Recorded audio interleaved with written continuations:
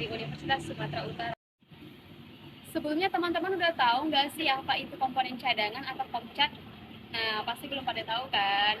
Saksikan video ini.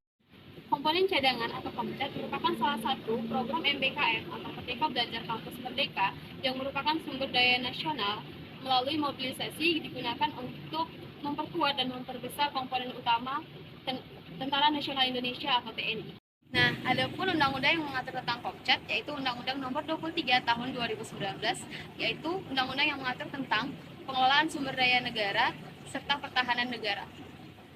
Sendiri terdiri dari 4 kategori. Yang pertama yaitu sumber daya manusia, yang kedua sumber daya alam, yang ketiga sumber daya buatan, dan yang terakhir sarana dan prasarana. Adapun tujuan dari KOMCAT itu sendiri ialah untuk memperkuat kekuatan dan kemampuan komponen utama dalam menghadapi ancaman militer dan bencana alam. Assalamualaikum warahmatullahi wabarakatuh. Shalom, Om Swastiastu, Namo Buddhaya, Salam Kebajikan. Perkenalkan, nama saya Carlos Elfrando Valentino Sinaga dengan MPM 2399-10204. Saya merupakan mahasiswa Universitas Palangkaraya. Di sini saya akan menjelaskan bagaimana syarat, tahapan seleksi, dan benefit komponen cadangan atau KOMCAT. Di sini saya akan menjelaskan bagaimana syarat, tahapan proses seleksi, dan benefit komponen cadangan atau KOMCAT. Yang pertama yaitu adalah syarat. Syarat untuk mengikuti komponen cadangan atau KOMCAT yang pertama yaitu merupakan warga negara Indonesia, berusia minimal 18 tahun dan maksimal 15 tahun, bertakwa dan percaya kepada Tuhan Yang Maha Esa. Untuk syarat yang selanjutnya adalah setia pada bangsa negara Republik Indonesia, tidak memiliki catatan kriminal, dan minimal memiliki ijazah SMP atau sekolah menengah pertama. Untuk yang kedua yaitu pelaksanaan seleksi. Pelaksanaan seleksi ini dilakukan secara bertahap. Yang ketiga yaitu adalah seleksi administrasi. Seleksi administrasi adalah proses pemeriksaan kembali administrasi. Yang keempat yaitu adalah seleksi kompetensi. Seleksi kompetensi yang dimaksud adalah uji kemampuan dan wawasan yang dimiliki oleh pendaftar. Yang ketiga yaitu adalah benefit. Benefit yang didapatkan oleh anggota KOMCAT yaitu adalah salah satu uang saku. Uang saku yang didapatkan oleh KOMCAT diatur pada Undang-Undang Nomor 3 Tahun 2019. Dalam undang-undang tersebut tidak tertera berapa jumlah tertentu yang diterima.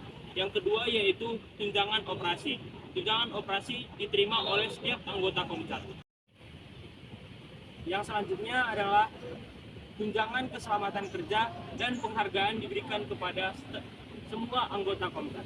Teman-teman tahu nggak apa yang menjadikan perbedaan pengimplementasian kebijakan yang dilakukan KOMCAT selama tahun 2021, 2022, dan 2023? Proses penerimaan KOMCAT dari tahun ke tahun itu berbeda. Pada tahun 2021 itu hanya menerima satu matra saja, yaitu matra darat, yang menerima kuota sebanyak 3.100 orang.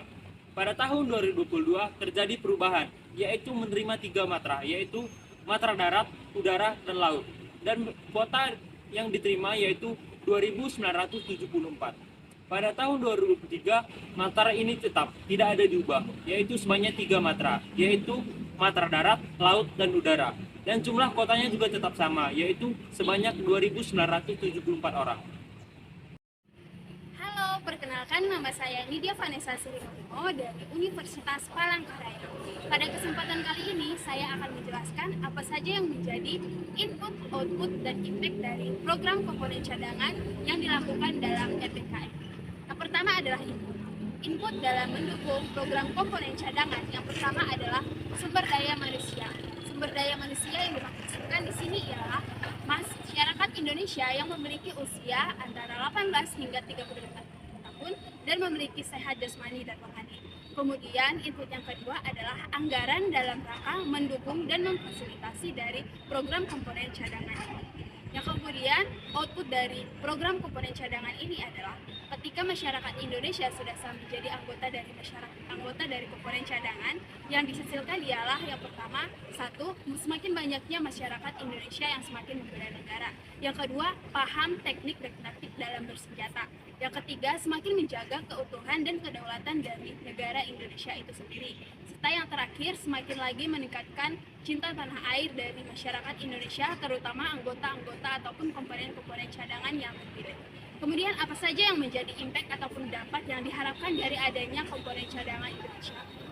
Impact ataupun dampak yang diharapkan dari program MBKM ini ialah yang pertama, semakin banyaknya masyarakat Indonesia terutama pemuda yang semakin lagi memiliki cinta tanah air dalam rangka memperkuat kesatuan tanah air Indonesia.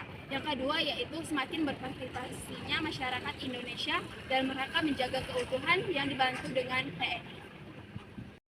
Nah, Sahabat Merdeka, demikian penjelasan yang boleh kami sampaikan tentang program komponen cadangan. Semoga melalui program-program dan kebijakan yang dibuka oleh pemerintah, kita dapat memanfaatkan setiap fasilitas yang ada untuk mempergunakan bagi bangsa dan negara kita. Akhir kata, semoga kita semakin lagi mencintai dan menjaga kedaulatan melalui program komponen cadangan.